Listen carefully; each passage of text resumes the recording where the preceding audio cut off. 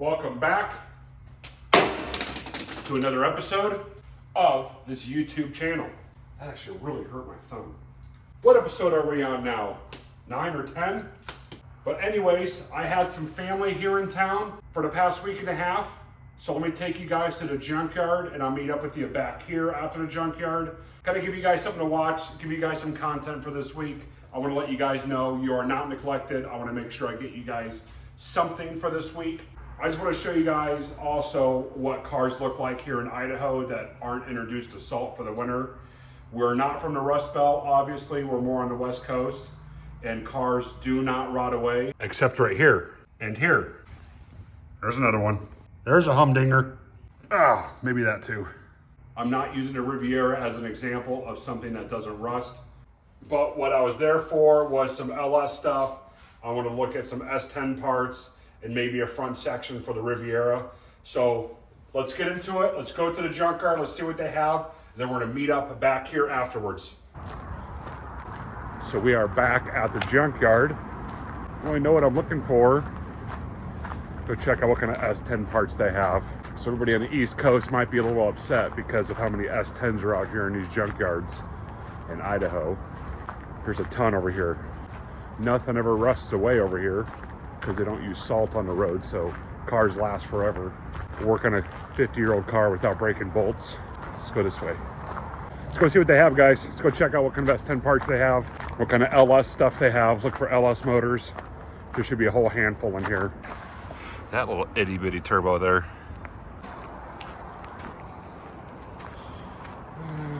There's all the Chevys. Oh, we'll get to it. We'll find it. This thing.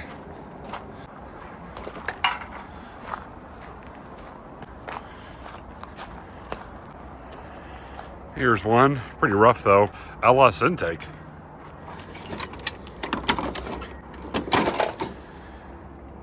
Door panels are pretty rough. LS manifold. They had an LS oil pan sitting around. I'd take that for some mock-up. But I highly doubt there is more LS stuff. Let's go take a look over here. So there's that one. That one's pretty rough. Early first gen. We got here extended cab, another extended cab. Now this is pretty rare. It's got the tack in it. But yeah, it's pretty cool. Got the pretty rare tack for the first gen.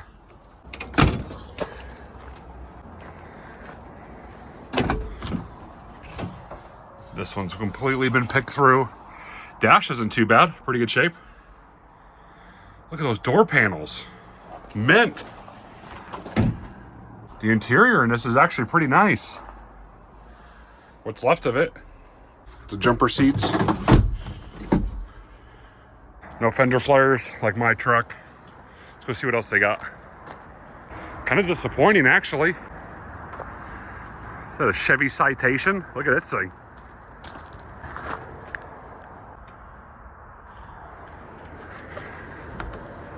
Look at this. This is what I need for a daily. Got like a Malibu style steering wheel. 74,000 pure happy miles. Oh, is it a 4th gen Camaro? Pick through. Do not tow. Cadillac DeVille.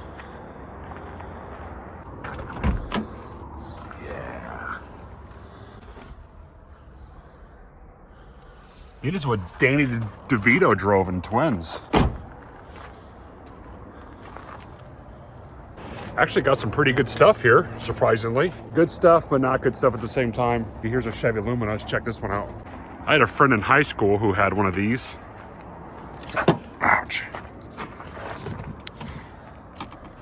Bump, bump. Exact same interior.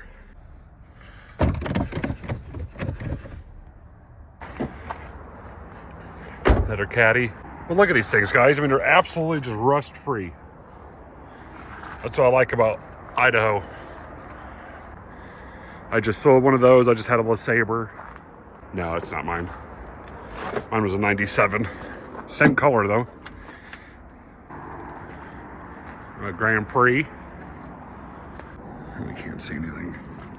Door handle's missing. There's that Citation again. That thing's pretty sweet. Most of you guys look at that and go, that's trash. But you know what?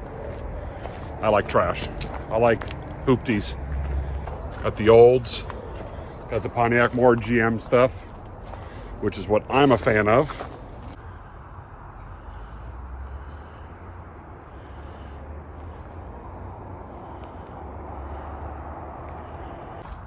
More LeSabres, 2 more. One thing I wouldn't mind finding is a Pontiac Aztec. I really want the center console, which turns into a cooler, a pull-out cooler. So if I find one of those, I'm grabbing it. Got a couple old Saturns. Is this an old Sprint?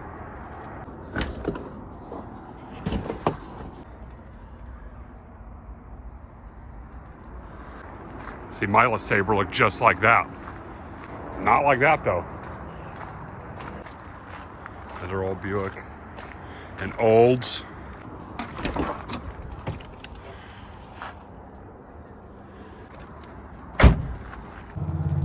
'84. That's about its top speed right there. Step on it! This is the vehicle's top speed. I can get out of road faster than this! That looks good. Jeez Louise. She slammed. Look at this gem. Old Dustbuster.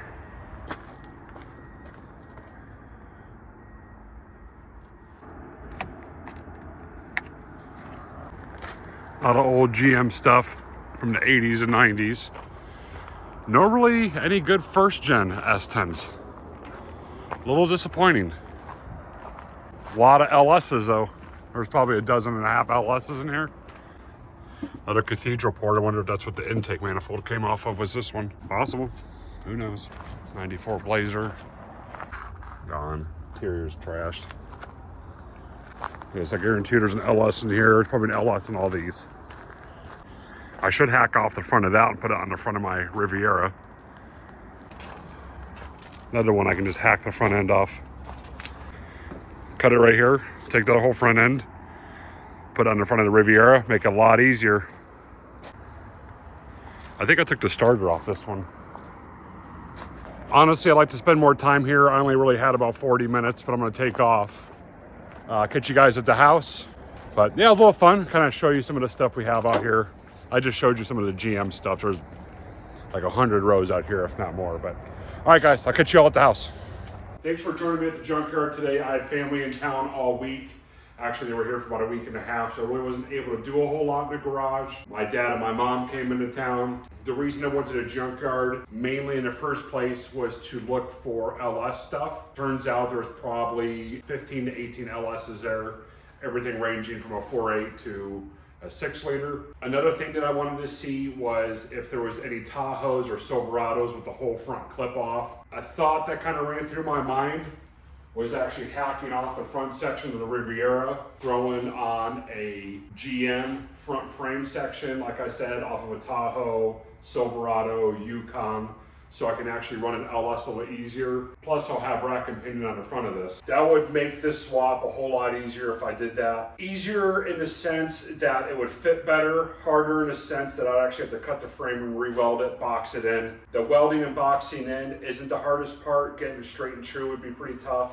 But those are the two main reasons, is LS and seeing if there was something with the front clip off. I'm thinking that probably in the next episode, I'm gonna start tearing the LS out of the S10, the LS and AR5, plus the whole Holley Terminator system.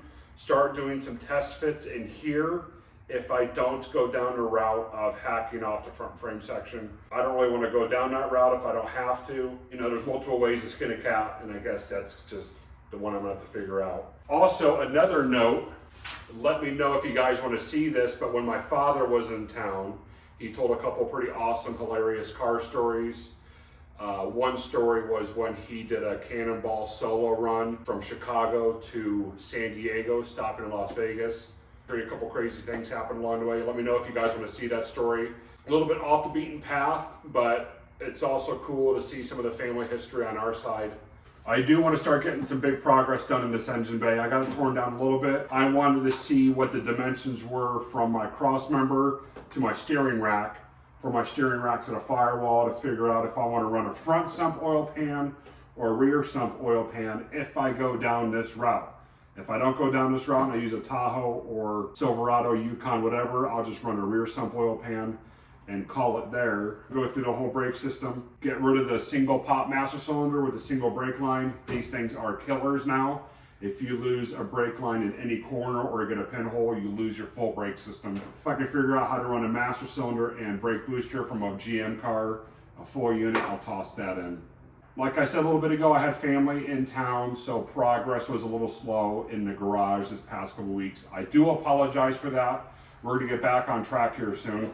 This build is about to go underway and I cannot wait to get started. Also, shout out to my Uncle Gil, who watches my channel. This is his old company. What Gil did was he worked at Ferrari West back in the 80s. He's got some great stories there, but he sold cars for a long time. But my uncle owned a used car dealership in Fort Myers years ago. He sold the higher end cars like TVRs, Mercedes, Porsche, Lexus, probably some Ferraris as well.